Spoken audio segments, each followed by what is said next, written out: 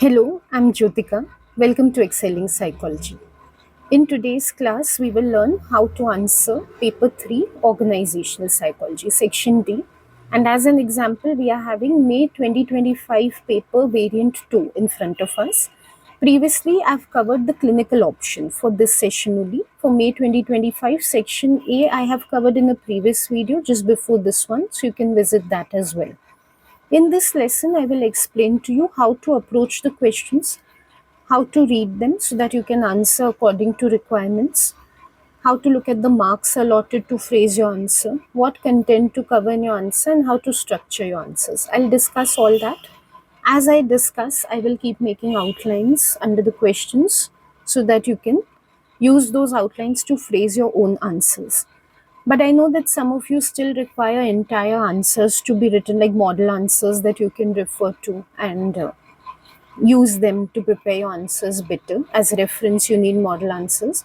So that making available on my website, and I will link the website in the pinned comment and description box below. So you can visit that and you can purchase those answers from there. Before we begin, I am a school teacher and private tutor for Cambridge A-level psychology since 10 plus years. So if you want to schedule your classes with me, I'm leaving my personal contact number and email ID in the description box and pinned comment below. So you can get in touch with me from there. Please note that personal contact is only for scheduling classes or any one-to-one correspondence work that you want with me. Like some students just want to get their practice papers assessed and want feedback on that, I can help you with that also. But if you have any queries about the videos that I have made, any feedback on these, any future videos you want to see, so you have suggestions about that, please don't reach out on my personal contact for those type of queries. For that, you will have to leave your suggestions or questions in the comments box below. I will answer only them. Okay, so let's begin with today's video. I'll just read out the first question. It's a 2-marker. Jin and Kasim each manage a group of workers.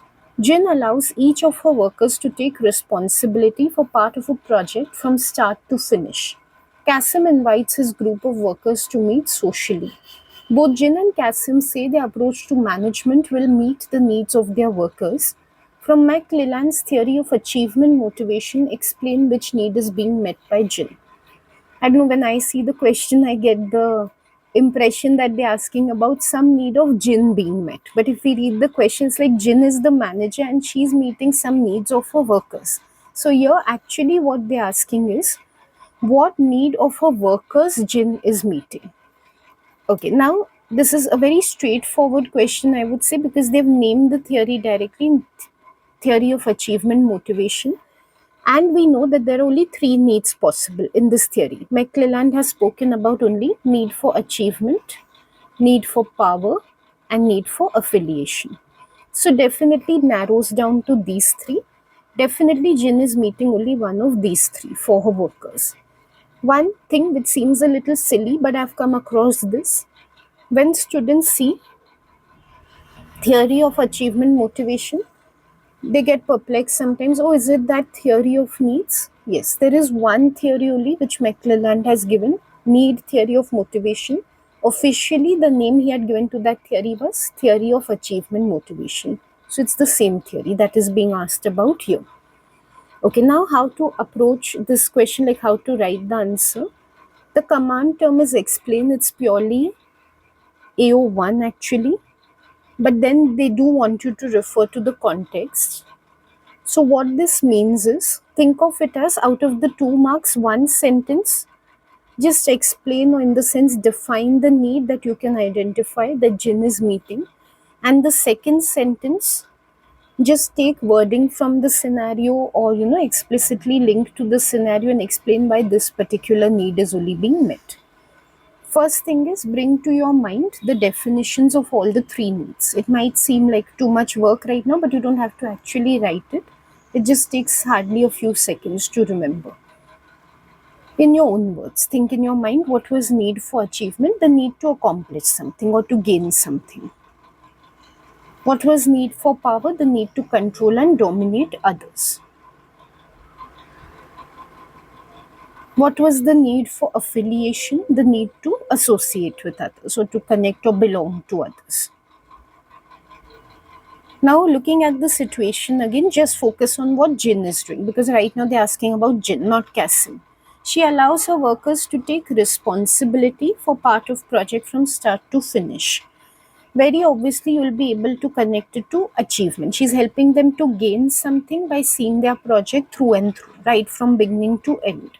If by chance this is not clicking with you in the paper, you're not able to identify that this is need for achievement, then just rule out. Always use the rule out method. Rule out the ones which cannot apply. There are only three needs from which you have to select. Which are the two which are definitely not true in what Jin is doing? One, if we look at power, when she's letting the workers to finish project from start to finish, can it be meeting need for power in any way? Is she allowing them to dominate or control over others or some aspect of the organization? No. So it's definitely not need for power. Is she helping them to connect with others? Is she giving them then an opportunity to socialize or something? No. So it is definitely not need for affiliation also. It is need for achievement. Many students do recognize correctly that it's need for achievement, but they don't link it to the situation properly. So what you need to do is, in your first point, like I told you, I'll just be making the outlines or bullet points. If you need the full answer, you can see the description box below. So first you need to identify that this is need for achievement. In the paper, write fully. Here I'm just writing quickly. And you just explain in general what it is. It is a sense of accomplishment or a sense of having gained something or progressed in some way, whichever words you use to explain it. Just explain it correctly without overlap with any other needs. And then, most important, to score full 2 marks, because many students reach this point and still they achieve only 1 mark because they've not linked it. They've asked you in the question which need is being met by Jin. So you have to use Jin's name, you have to refer to her, and you have to explain what she's doing in this situation. So Jin is meeting need for achievement because easiest way to connect to the situation is to think of because. So Jin is meeting need for achievement because she's allowing the workers to take charge of the project from start to finish. I would say that you engage a little more. Definitely you have to use wording from the situation, but just copy pasting them is not that helpful. When she tells them to finish from start to end, how does that meet their need for achievement? Because when they will finish from start to end, they will be able to see what progress they are making, or they'll be able to see for themselves what they are accomplishing. So something like that you can explain and show your engagement better with this step. So when Jin tells them to do the project from start to finish, they are able to see their progress. You can explain it that way. Now, this is the two-part question in which the approach has to be the same for both. Like, it's just two different characters have been asked about, but the same thing has been asked about both. So, using the same approach, we'll answer about Kasim also. As far as Kasim is concerned, which need is he meeting?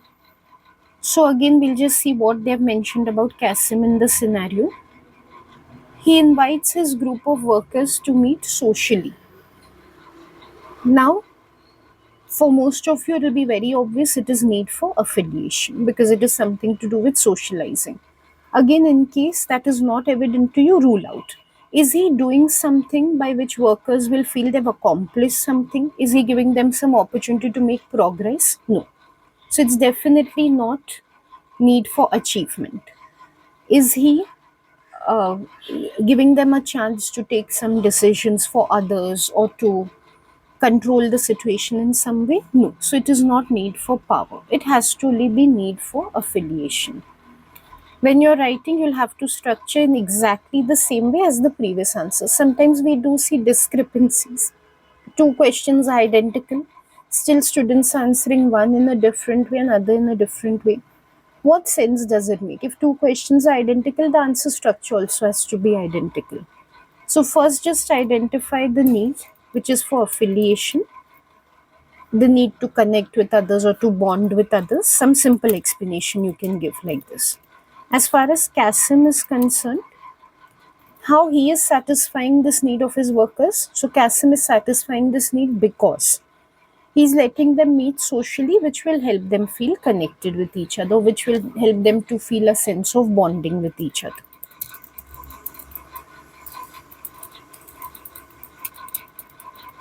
Okay, so that is very straightforward way of getting 4 marks. I don't see much scope to lose marks in this question, except for if you're confusing this theory with another. Say you are not clear on the distinction between Maslow's theory and McClelland's theory. So you're giving some sort of Maslow's needs which are being met here, like love and belongingness or esteem. There you could lose marks because definitely they want terminology which has been used in McClelland only. Otherwise, I don't think that there's anything difficult to answer in this. Let's look at the next question. This is even easier to score on. They've just asked what is meant by the term valence from Room's VIE theory of motivation. Why this is even easier to score is because there's not even a stem, not even a scenario to which you need to apply your knowledge. Straightforward, what you've learned from the textbook. Command term is outlined, you just have to write it over here. So, what you need to bring to mind before writing is what was the VIE theory? It was a theory of 3 factors that determine motivation. So, before writing in your mind, just quickly jog through the factors. One is V, which is valence, the valuableness of the reward or the attractiveness of the reward that the person will achieve on completing the work. The other is instrumentality, whether the worker believes that their efforts will result in rewards or not. Okay, I think this is breaking what I'm writing here. So I'll just scroll down. Yeah, so I is instrumentality, E is expectancy, whether they believe that the outcome that they produce as workers that will result in reward or not. So these are the 3 factors. When all 3 are high, the product of them multiplied together tends to be high, which results in a high level of motivation. So that was the simple theory. Out of these, they only wanted to talk about valence. Now, definitely you have to define. When they ask you for a specific term and they say outline or explain, it's understood that the first point that you're going to make is the definition. So, no doubt. But because the question is for 2 marks, if you leave it at the definition, you get only 1 mark. To earn the second mark, you have to elaborate with one more point. Now, that point, it is your option, it's your choice. You want to give some elaboration or you want to give an example. Now, you wonder what you can give for example or elaboration. For elaboration, you can contrast it with any of the other factors. That's a very easy way of going about it. You're saying valence is the attractiveness of the reward that the employee posits.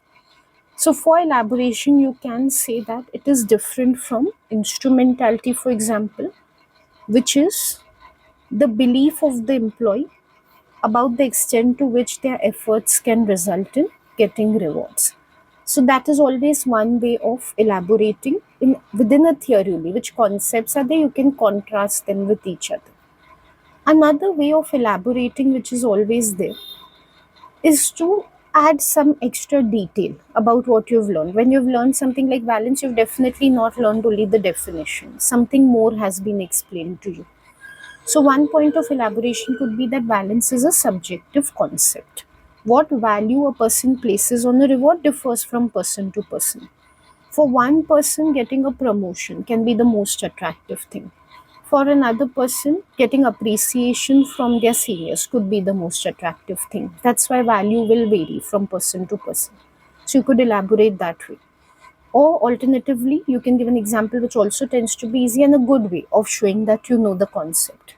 So you could say, for example, an employee places very high value on getting, say, a certain commission on the sales that they make. And so that motivates them to perform to their best. After all, the theory is about motivation. So you can give an example which relates valence to motivation. So there are many ways of going about it. It's very easy to answer again. It's just that you make sure you're giving 2 points for 2 marks, and make sure that the first point is a definition and the second is some elaboration.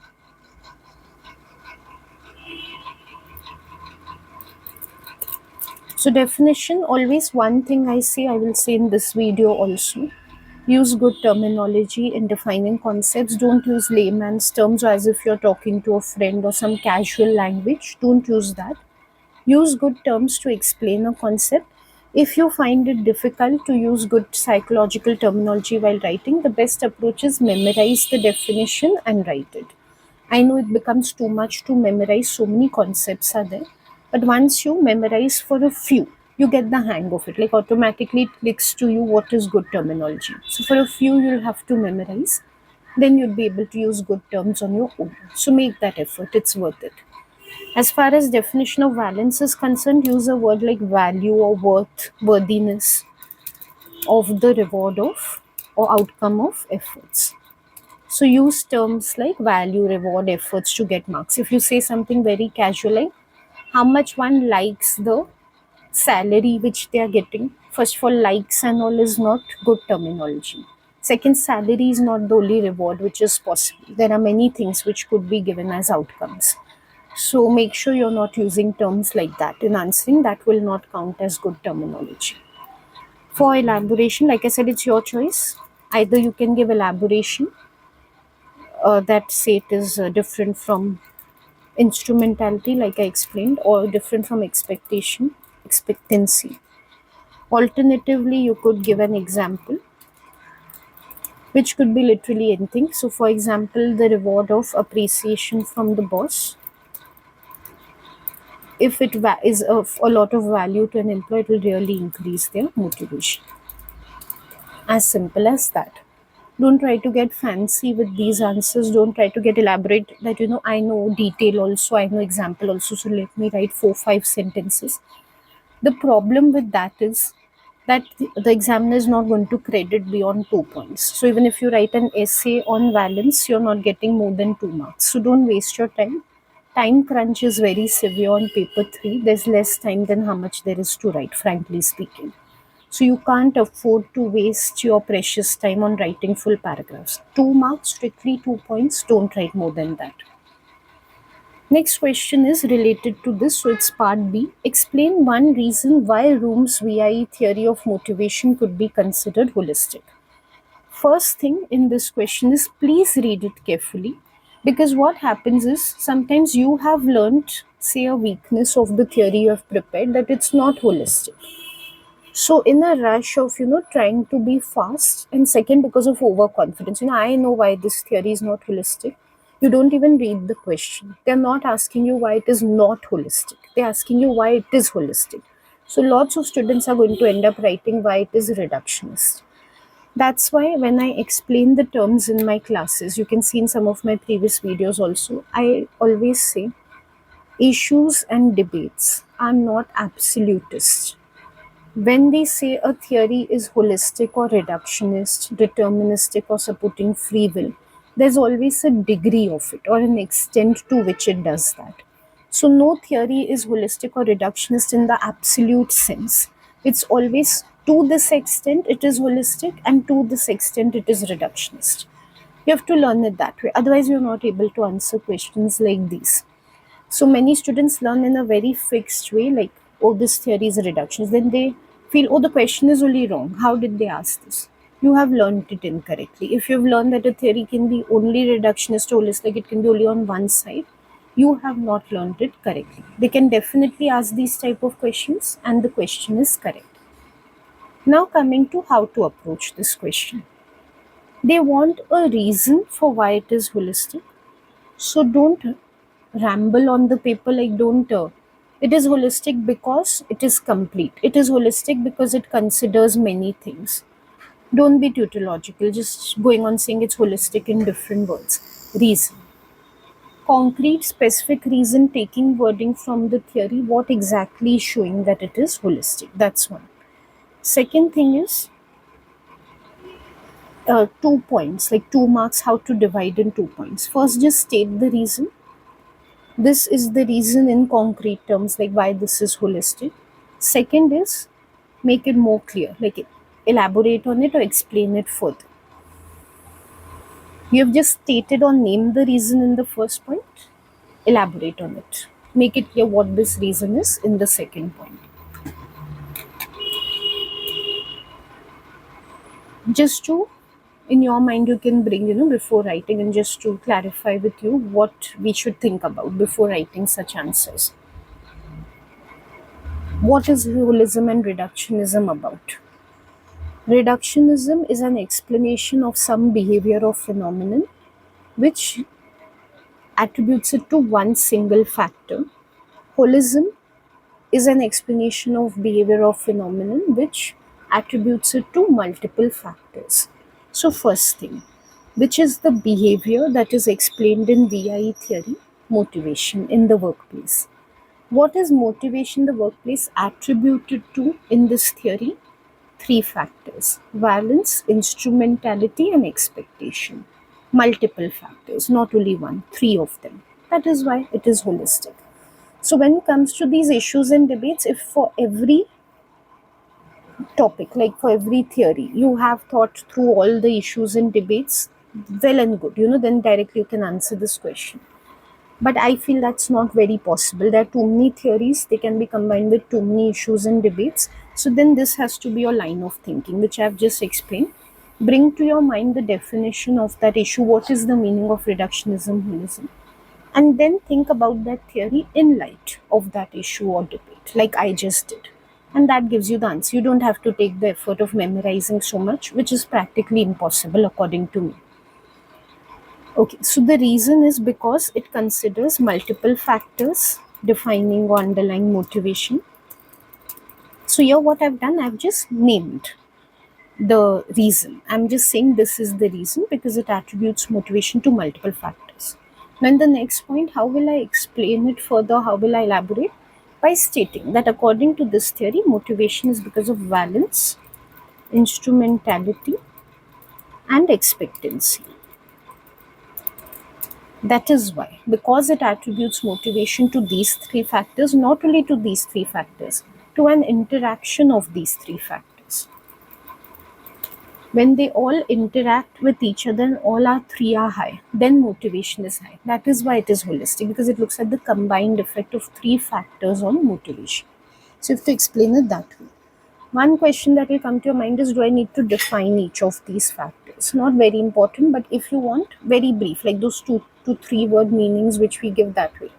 Valence, value of the reward; instrumentality, belief that efforts will lead to outcome; expectancy, belief that outcome will lead to lasting rewards. Just that way, if you want to give, but I feel it becomes unnecessary. After all, it's for 2 marks, so not justified to define each concept. Again, if you need that model answer, because you need to see exactly how to write it, I have linked it below. Next question, different one. Again, it's a situation question. So the approach we are going to take to this is the same that we took for the first question, question 30. So I'll read it out first. Lucy owns a restaurant. She pays her workers good salary but notices that they are not satisfied with their jobs. Lucy reads about Herzberg's two-factor theory of job motivation and thinks her workers will be more satisfied if she provides them with motivators. Suggest 2 ways that Lucy could provide her workers with motivators.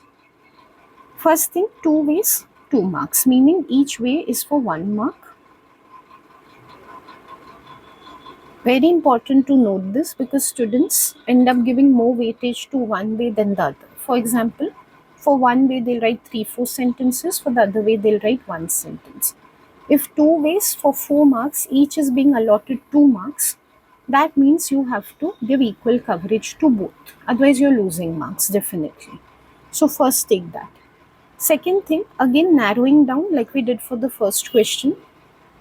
Herzberg has proposed 2 factors for motivation: hygiene factors and motivator factors. They are asking you for the motivators. So definitely all the hygiene factors you can keep aside. Now bring to mind which are the motivators. Depending which textbook you have learned from, you must have learned of different type of motivators, like the ones which I know of are this praise and recognition,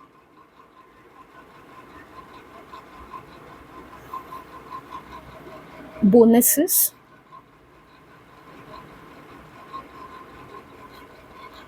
promotions, opportunities, growth opportunities, basically,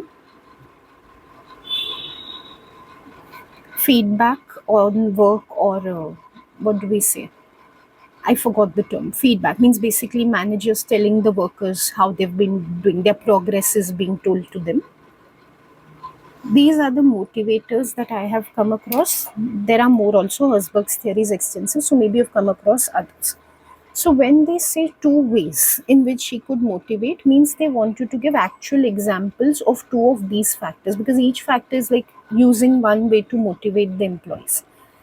Next thing is, again, it's a scenario question. So some students are just going to say this is one way. She can give, for example, let's say bonuses, not applying it to the situation. Why have they given you a full scenario or a situation? If they just wanted to give a general answer, then they would have just asked you, what are two ways in which motivators can be given at the workplace? Why have they spoken about Lucy and given a full situation revolving around her? Because definitely you have to apply. This is an EU2 question. You have to apply your knowledge to the STEM to get full marks. So structure of these type of answers is very simple. Name one way,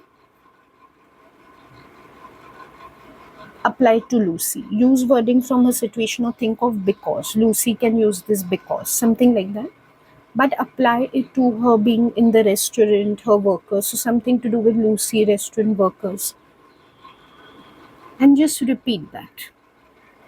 Give another way, apply to what Lucy can do. Rest of how to write this answer, same tips are there which I had given for the first question, which was also scenario based. So I would say, for example, one way she could give bonuses. Next, to apply it to her specific situation, it's a restaurant, so there must be cashiers, servers, cleaners, cleaning staff. So how she can apply it with them? So any example I can give. For example, at the say end of every 6 months or year, biannually or annually, she could give 1 month's pay or salary to the servers, cleaners, cashiers, as depending on their position, how much they earn, she can give them that much as a bonus.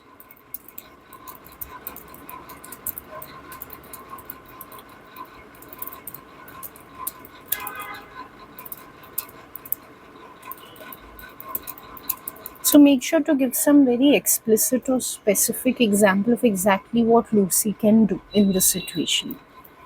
Another way can be, let me say, praise, recognition, the first one. Exactly how she can implement this is again once in a way, say quarterly, biannually, annually. She could have a small ceremony or a meeting in which whoever has been the best staff member for that period can be given, say, some certificate or just verbal approval.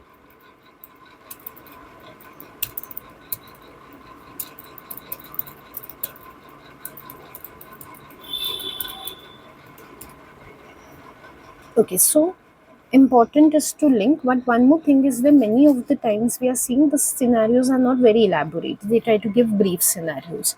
So we don't have very exact details into how she interacts with the employees, or exactly what is the system by which her restaurant works. Nevertheless, generally how a restaurant would work, which type of workers will be there, based on that we can give some suggestions. So some part of it is we are linking to the situation, but there's a broad theme to which we are linking. Specific examples have to be our own. Now in part B of this, they're asking, explain one weakness of Herzberg's two-factor theory of motivation. Strength weakness type of questions are purely EU3,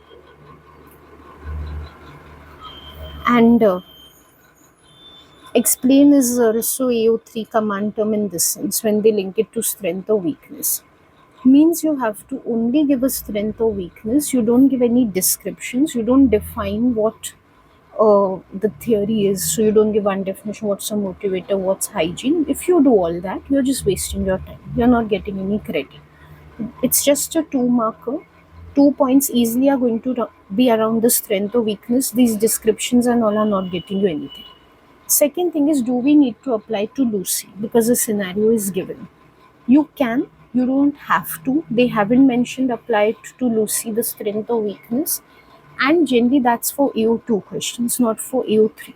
So I can say something like a weakness is then, that's why maybe the theory does not apply to her situation or it does not explain her situation fully. But that's not compulsory. Even without doing that, you can get full marks. So 2 points to be given here is one, just name the strength or weakness. So here they've given weakness. So name the weakness. And then elaborate, give an example. Like we had done for one of the 2 markers before this. This is how we structure it. There are lots of weaknesses. I'll just brainstorm and first let's bring a few to mind. As far as Herzberg's theory is concerned, one weakness is it is reductionist, in the sense that there are too many factors that determine satisfaction. Motivators are not the only factors. So you could give an example from another theory. For example, job characteristics also determine satisfaction.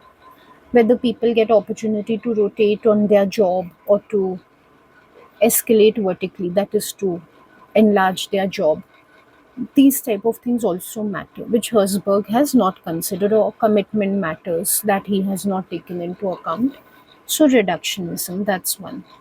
Another is that it is very deterministic in nature. So you can see I'm bringing the issues and debates to mind. In the sense that the assumption is if the organization provides for the employee certain conditions, job content, basically motivators, that will motivate the employee. If the organization doesn't provide those conditions, the employee will not be motivated. As if the employee has no choice of their own to generate their own motivation. Say, for example, by participating in meaningful activities or even being mobile and switching from one organization to the other. These type of possibilities are not considered. Another which is very helpful for most organizational topics is cultural bias. Why it's very applicable, lots of theories are there in organization more than studies. And these theories have been developed in the Western culture. When it comes to non-Western cultures, the factors which are taken for, as motivators in this theory, pay and, sorry, not pay, this thing, recognition and bonuses and commissions and things. These are all about self achievement, and Western cultures are individualistic. So, definitely, these factors can serve as motivators there. But in collectivist non Western cultures, these might be not the motivators. Motivators might be more community oriented or social in nature. Opportunities to serve one's community, opportunities to do teamwork, they might be the motivators rather than these factors. Another way in which it is culturally biased is if we look at income groups. Western cultures are generally more affluent, so that is why they can say that okay, motivators are, uh, you know, recognition, praise, something beyond basic wages and basic pay. Why? Because their basic wages and all those needs are satisfied in Western culture. When they are going to work, most of them are not looking out for basic need satisfaction. But in non Western cultures, people are looking for basic need satisfaction also. Many non Western countries are non affluent, they are poor, and that is why even getting a decent salary, which is considered as a hygiene factor in this theory, can actually be a motivator in these cultures because it can help people to upgrade their life. It's like in non Western cultures, it's not for granted that they have everything in place and they're looking for something extra in the workplace. They're looking for the basics, those are only extra for them. So that's another cultural bias. Other possibilities, in terms of nature versus nurture, though I will not recommend that very strongly because we don't have any contrasting theories, but still, if you want to give a point, these type of theories, all nature or nurture oriented, they suggest that learning in culture that recognition, praise, these things are important to feel motivation. That is what results in motivation. That's why people are looking out for these factors in the workplace. But a lot of motivation might be naturally determined. Like some people we'll see in general, not only in the workplace, at home also, or in other hobbies and interests, they are motivated and others are not. So there are a lot of pre-existing factors. It seems naturally by birth, people, some are more oriented towards feeling motivated and satisfied easily, and others are not. So some can become satisfied even with bare minimum conditions. Others don't seem to be satisfied no matter how much is provided to them in terms of extras. So that indicates some natural differences are possible. Okay, so I would take as of now the cultural bias factor, but like I showed you, there are many factors which are possible. You could take any. Just follow the basic two marker structure and write about them. So I would say it is culturally biased. It does not consider the same, what would serve as motivator in a collectivist culture. And then to explain further, to elaborate what I mean by this is, in collectivist cultures, selfless or community oriented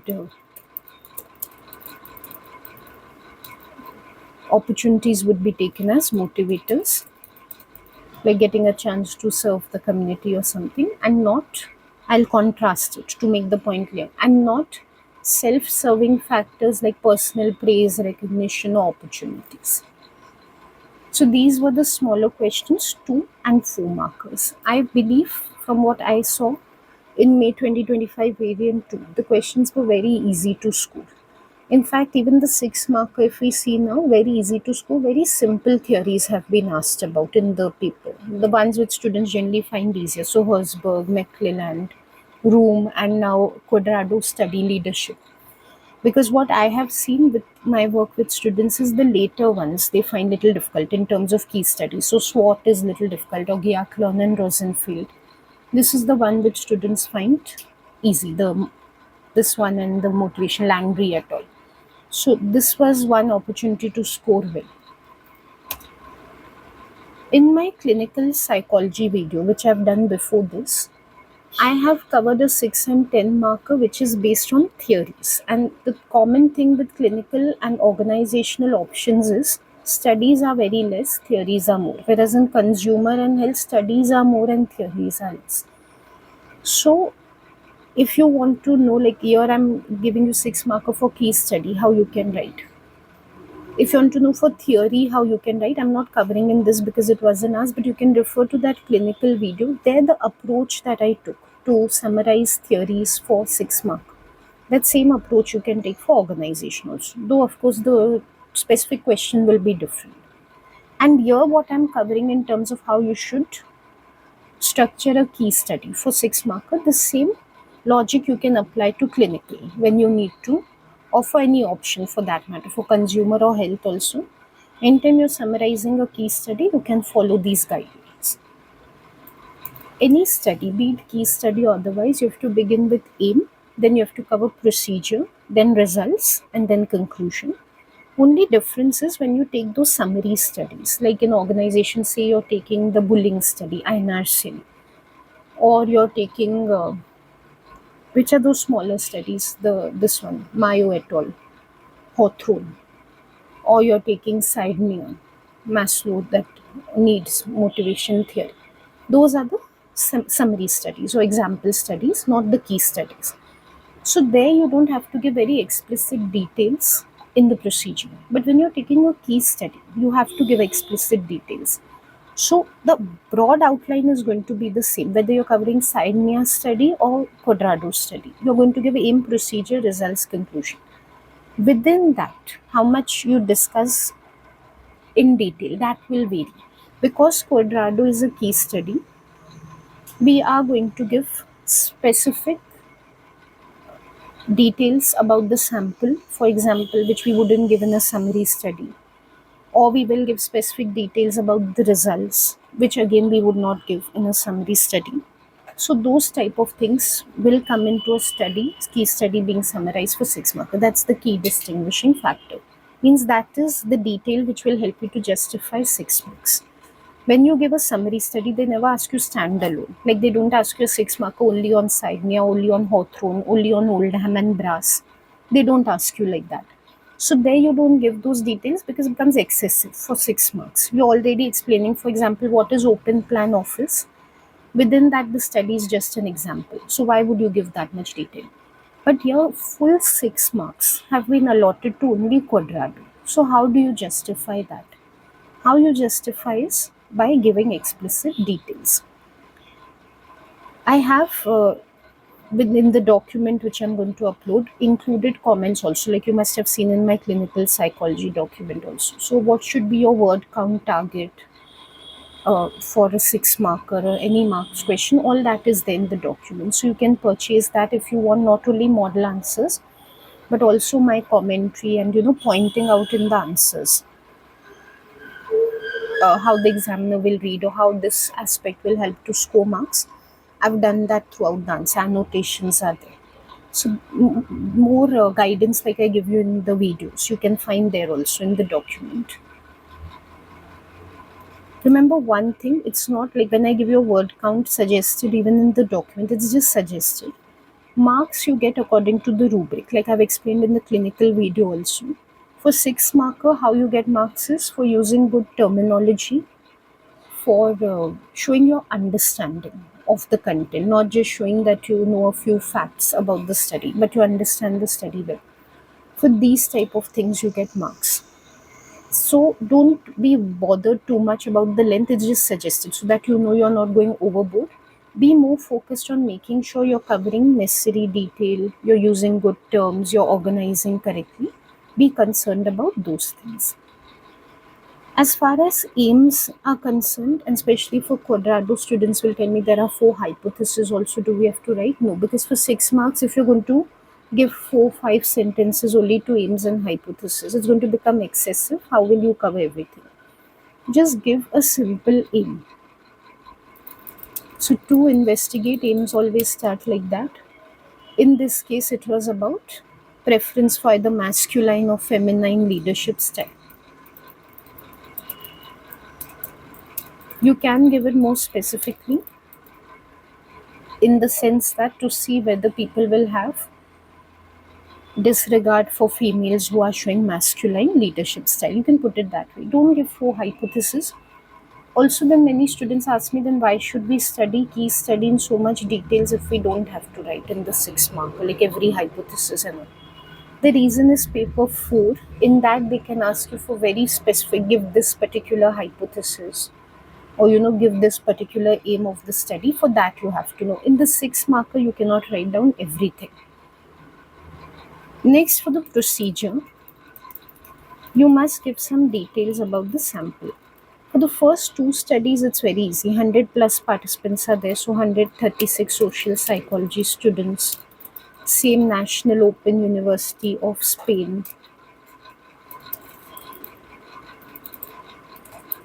Right? And that's enough. Like even when it comes to sample and all, maybe you've read the original paper, you've read a very detailed textbook where they've given a lot about the sample. Again, you can't cover everything, but because it's a case study, at least 2 3 specific details of the sample you have to give. So here I have given 2 features.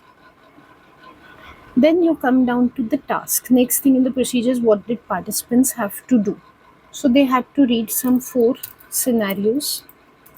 Each was describing how a temporary supervising staff was behaving at a public hospital to manage an emergency. Combinations varied. How the 4 scenarios were different, the base scenario was the same, but whether the leader who was handling the situation was male or female, that differed from scenario to scenario. And what style of leadership was being adopted by that leader, that differed. So either the leader was taking masculine or feminine. So they just permuted these 2 factors or 2 IVs with each other, and that's how it resulted in 4 combinations. Students ask me, should we write IV, DV separately? It's the same thing. If I say 4 scenarios are given, I explicitly point out this was the first IV with 2 levels, this was the second IV with 2 levels. It's the same thing. So it's your preference how you want to structure.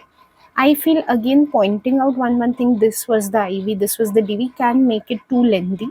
So you don't need to point out as such, but yes, do make sure you write it. Even if you don't say explicitly this is the IV, make sure you mention the IV, like I have mentioned here. That is very important. Then, what did participants have to do basically? What is the DV? That comes next. They had to assess the behavior of the supervisor in the situation in terms of how effective they found it. So, leadership effectiveness was measured. What they felt was the leader's capacity, and what they would rate the leader on in terms of 14 positive and negative adjectives. It was entirely self report, and each of these facets had to be rated on 7-point scales. Yes, you have to give this much detail if it's coming to your mind. Do I have to write what was the rating scale point? Yes, you have to write it. It is a case study. And if you're thinking about what if you have to give the exact name of the scale, if the names of the scales are mentioned in a case study, yes, you have to memorize the name of the scale and write it. I forgot one thing, very important thing. When we are saying masculine and feminine style, definitely at least one line on what is a masculine style and what is a feminine style. Like how do we define these should also be there. So masculine style is task oriented, in which employees are not allowed to participate, basically autocratic. And feminine, rather than task, like getting the task completed, it's about forming bonds with the employees. So basically it is relationship or employee oriented, and there is room for participation, democratic. Make sure to mention this. Okay, then this much is sufficient for the procedure. I know there's a lot, but like I said, most of it details you have to remember for paper 4. For the 6 marker, give key details like I'm giving here. What do we mean by key details? If the examiner reads these many details and assume the examiner did not know the study at all, would they be able to understand the study? Yes. So that much is enough detail. Now coming to the results. In some studies like this one, Quadrado, even if we take the later studies like SWOT, there are just so many results that we cannot give all of them. Even if we memorize all the numbers, we can't do it. We will end up writing so much that we won't have time for any other answer. So in these type of answers, you can take the approach of giving examples. So give one or two results as examples. So overall, first suggest what's the broad pattern or the trend that was found in the result, and then one or two numerical figures as examples. So overall, it was found that employees, students, all liked the feminine style.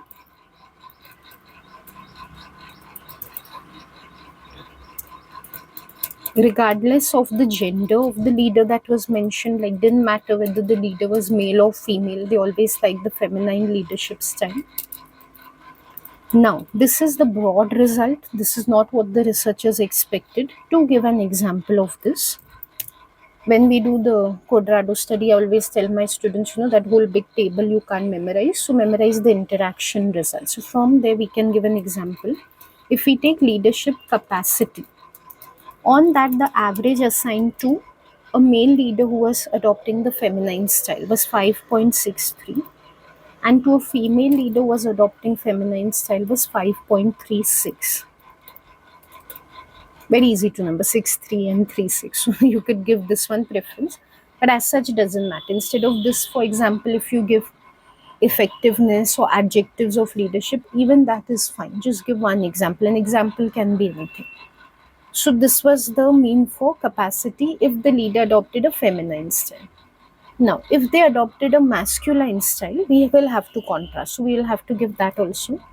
A male leader who adopted a masculine style was rated 3.83, and a female leader who adopted that style was rated 4.17. So we have to remember these are 7-point rating scales. If they are taking feminine style, they are getting very close to 7, 5 point something out of 7. But if they are taking masculine style, it's coming down to closer towards 1, 3.83 or 4.17. That contrast shows that overall there was preference for feminine style. And we have made it clear this is just one example. There are many more results like this. So this is all we need to give in the result. Then to come to the conclusion. What do we understand from this study? That in modern organizations, when it comes to younger workers, it seems that they prefer feminine style of leadership, unlike what was traditionally preferred, the masculine style. So that's the Quadrado study. Conclusions always given 1-2 lines does not justify more than that. Only make sure it's an interpretation of the results. It's not just a restatement of the numerical figures in the result. It has to be the broader understanding that we are deriving from the study. Okay, now the same logic will apply to the 10 marker that I discussed in the beginning of the 6 marker. In clinical, I had covered one question on explanations. I think it was biological and cognitive explanation of this thing, depression.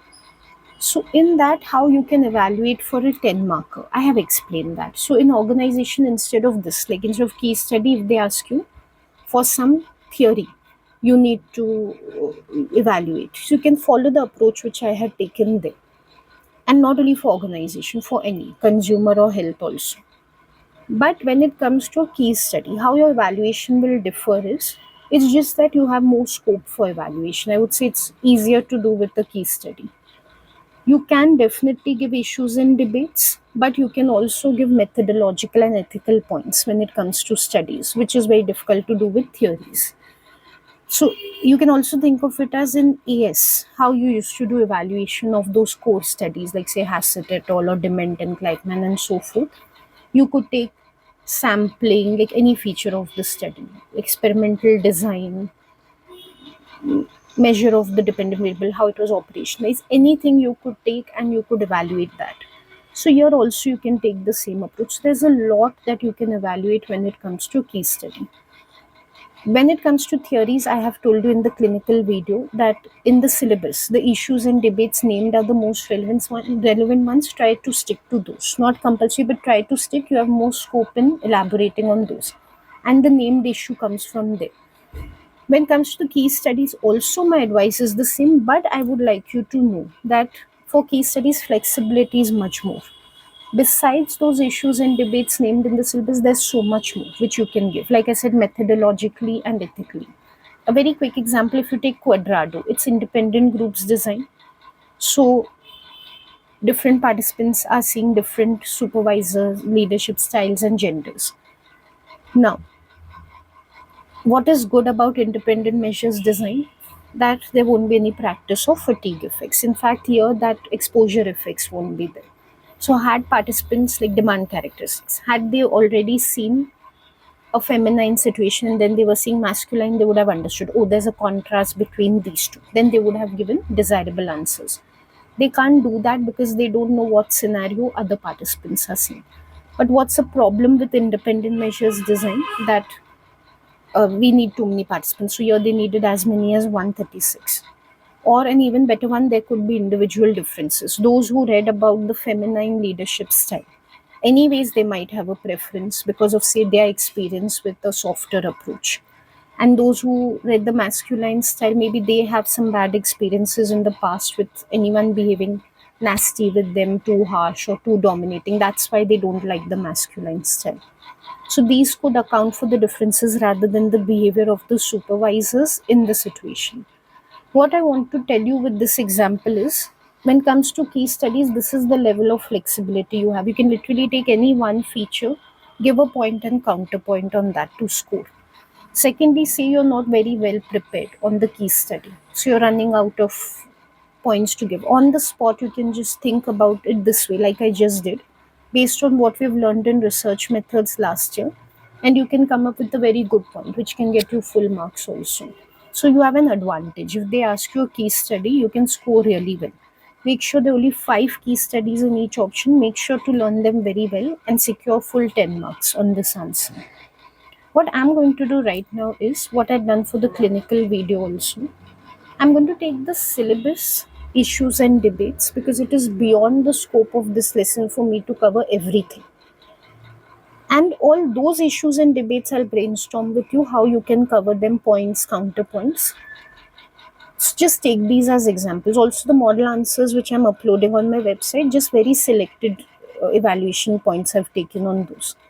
So just take these as examples, use them to structure any whichever point that you want to give. So one point, if we see the syllabus, they have mentioned that we should take application to everyday life. Okay, even before that, let's take the named issue, self-reports, then I'll come to application.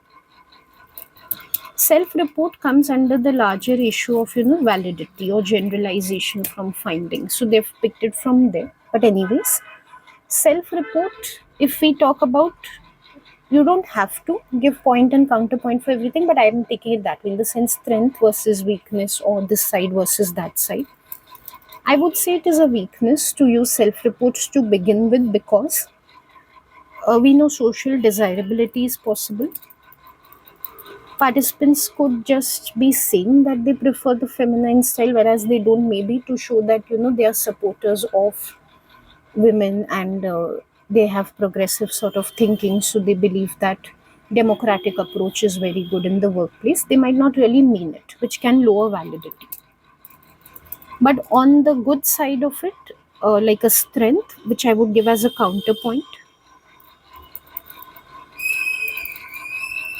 is that when it comes to assessing things like, um, you know, do people feel that a leader is showing good capacity or good effectiveness? These are perceptions, these are subjective factors. No doubt we can do some behavioral observation, but that becomes very tough to understand what is a person's mind through their behavior. The most direct approach is just to ask them what they are thinking of something. It tends to be the most sound approach. So, in this respect, it increases validity.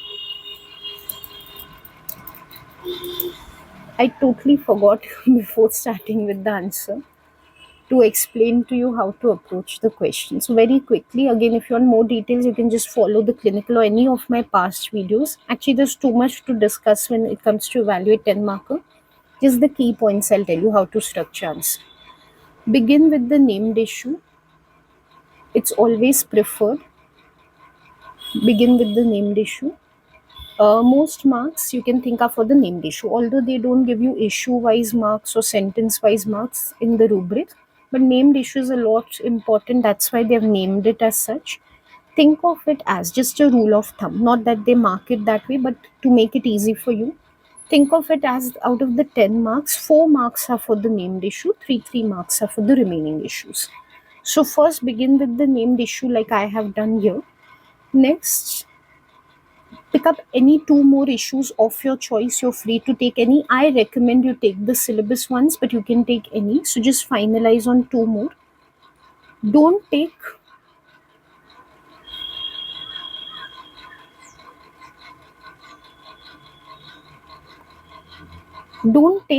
more than 2. You sacrifice depth for breadth. Don't do that. Don't take less than 2. So don't take totally only 1 issue or only 2 issues. They always say in the rubric range of issues. So you won't show your range if you take only 1 or 2 issues. 3 is ideal.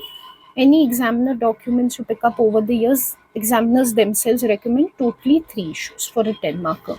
Even in the previous syllabus, 10 markers used to come. 6 markers used to be 8, but 10 markers used to be 10 only. It was recommended always that you take 3 issues.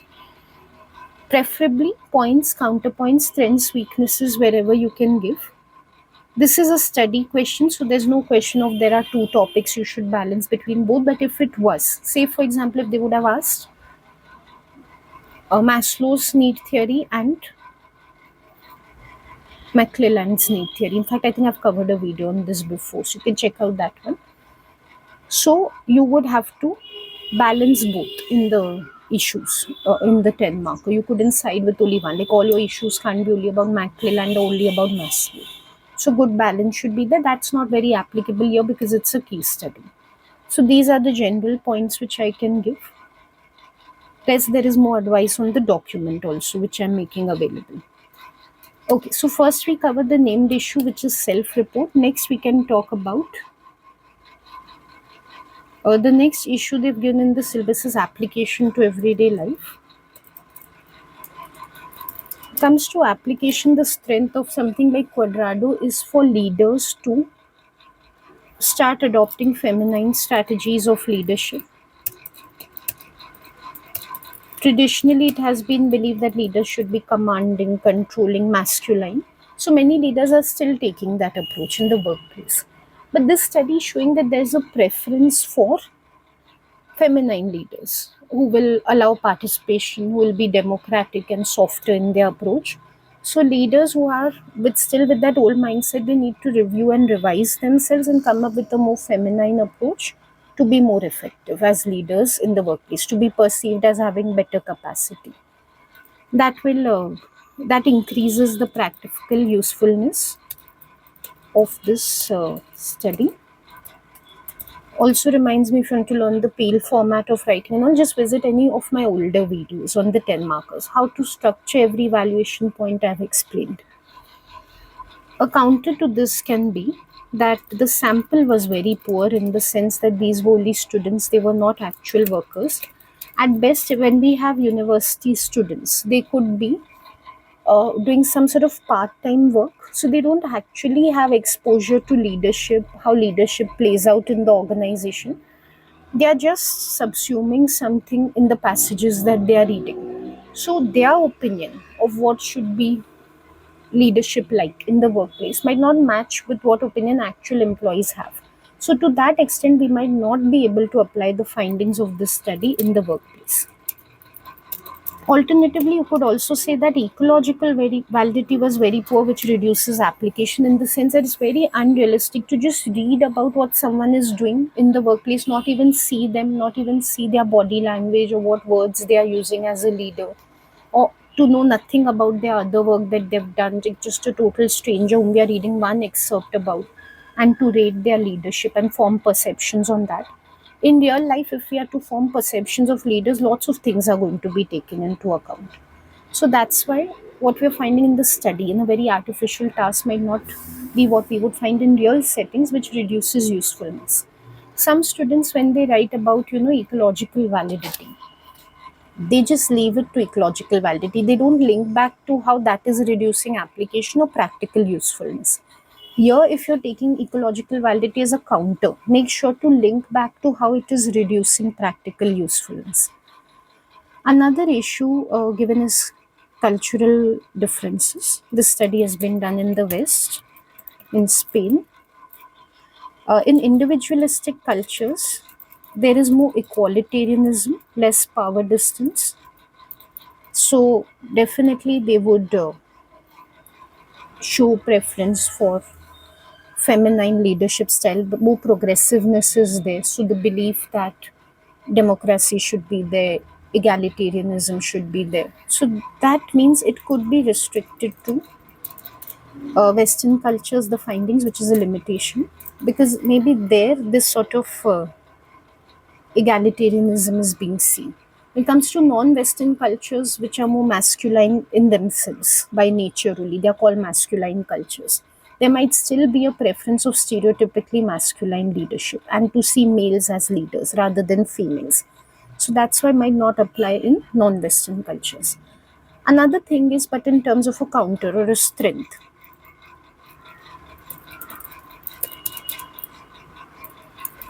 today the world is becoming globalized.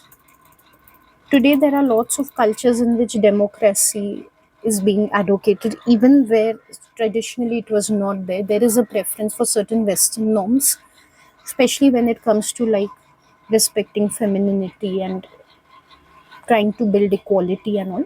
So, today it might be applicable to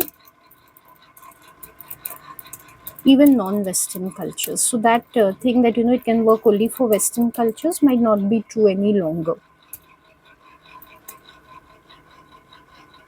Then we've given idiographic versus nomothetic, which I feel is a very good debate whenever it comes to studies, particularly. It is definitely nomothetic, this study. because quantitative measures have been used. The 7 point rating scale, again, you can point to that, and self report basically. A large sample, 136 participants. Two things are always meritorious in nomothetic approach: generalizability and standardization. Both increase because we're taking large samples and then we have very consistent ways of measuring. But as a counterpoint, even an idiographic approach would be helpful. Had they collected some qualitative details, like say by interviewing participants, two things would have been served, two purposes. One, they would come to know why there is preference for feminine style, like exactly which aspects of feminine style people prefer over masculine. They could draw detailed contrast. So, a lot of insight is lost because they've taken only questionnaires. Another thing is, uh, you know, they could have verified if there is any tendency to show desirability or demand characteristics. If they would have interviewed participants, they would have come to know whether what they're saying in their own words is matching with the ratings, high ratings that they've given feminine style on the questionnaires. So that opportunity was also lost, like verification opportunity. So definitely there is lack of insight because of lack of qualitative data. Lots of students ask me, in self-report can we take quantitative and qualitative? You can. I have seen many times in model answers released by examiners and all, they take it. But I feel when you separately have an issue like idiographic and nomothetic, it's more justified there. And self-report should be more about the fact that direct opinions are being taken of participants rather than, whether it's quantitative or qualitative. Because even if it was interview, then also these self-report points that we have given would apply. Finally, they have given, okay, self-report they have given, which we've already covered. So you can see from the syllabus only, self-report written, that is only the named issue. They've given psychometrics. Psychometrics covers a lot of things: reliability, validity, self-report, quantitative, qualitative. Lot of psychometrics have been used in this study. Lot of tests have been used: rating of adjectives, ratings of capacity, effectiveness. Here, you can bring out some points which don't overlap with other things that you've given. Like you've already given self-report, you've already spoken about desirability and all, you've already given quantitative, qualitative, idiographic, nomothetic. Think about something else that you could talk about in the psychometrics. Else, don't take psychometrics separately. And if it is given as a named issue, then don't take self-report or idiographic, nomothetic if it would overlap with what you've written in psychometrics. To take something different in psychometrics, I would say that the use of these 7 point scales could be limiting. So, the type of tests used, fixed choice, 7 points only, could have limited participants. It's a weakness. They might have not been able to express themselves to the extent they wanted to.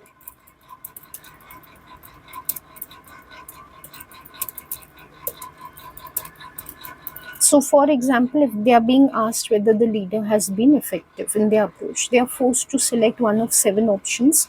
If they want to indicate something in between that, or extra to 7, more than 7, or less than 1, so stronger or a weaker opinion, they are not able to give that. So, that is why that could decrease validity. Participants just had to select the best alternative they could rather than the one which they truly wanted to express. That was not possible. But a counter to this can be, it was definitely better than forced choice, like yes or no type, or just saying leader was effective or not effective, because there was a possible range of responses, though it's not totally exhaustive, but there was a range of responses. So at least we come to know to what extent participants found the leader effective or having good capacity, which increases validity. In the sense that we saw, you could bring in that example also of the results that they've given a rating of say 5.63 or 5.36 out of 7. That is the extent to which they preferred feminine. It's not that they preferred means 7 out of 7 they think feminine style is possibly the best that there is. No, it's very high but not perfect evaluation. So the degree or extent we come to know when we use rating schemes. If we use forced choice, we don't come to know how much they like that style. So that is something good about using the rating scale type of psychometrics. So because previously in self-report I had taken about how direct the approach is, ideographic, nomothetic I've taken quantitative and qualitative. Here in psychometrics I've taken rating scale as my discussion point. So that is how I make sure it does not overlap with any other issue. So these are the syllabus based points I have given. In my class, always I tell students to exhaust all the syllabus points because those are the ones that come as the named ones. So those are the best to be prepared for practice. I know you can't literally prepare everything, but when you have to really prepare, then prepare these ones because for practice point of view, and you know that one of these will come as the name, so you're ready, and then you're free to take any two of these for further elaboration. So I strongly recommend you follow that approach as well. But just to reiterate, you can take any other points also. Let's say, for example, instead of any of these points, you're taking determinism versus free will, or nature versus nurture, individual versus situation, perfectly fine. You're taking ethics, for example, or you're taking a sample, ecological validity, perfectly fine. You're allowed to take anything. These are just the suggested ones. What is given marks in a 10 mark? If you look at the rubric, context and reasoning. Again, I've discussed these things a lot in my previous videos, you can see. So, in all the points that we gave, when I was discussing, I was not able to write that much. I always refer to, okay, if it is self report, why? Because they are being asked about effectiveness capacity. So, I've given context. Why in this study I'm saying self report is used? Reasoning. Whenever I said it's a strength, like I said, self report is a strength because perceptions are difficult to observe indirectly in people's behavior. Reasoning, why it was good to take self-report. So in every point you must have noticed context, reasoning. You can go back into the video a little and see how I've given context and reasoning everywhere. That is what gets you marks. If you download the model answers which I've given, you will see in every point there is context and reasoning. So that is what your focus has to be on. So it doesn't matter which issue debate you're taking, as long as you're giving it with the required context and reasoning, you're getting marks in the paper. Okay, so that is it for these answers. I hope the video helps you in terms of how to approach your questions and how to write your answers. I will try my best to cover the other two specializations also, which is consumer, which is very popular nowadays, and health. So, definitely I'll try to cover that. Besides that, what do you want to see on my videos? You can leave a comment in the comments box below. Definitely I go through your comments, I reply when I get the time, and I try to make videos according to what is suggested to me. So thank you for watching this video, and I will see you soon again. Goodbye.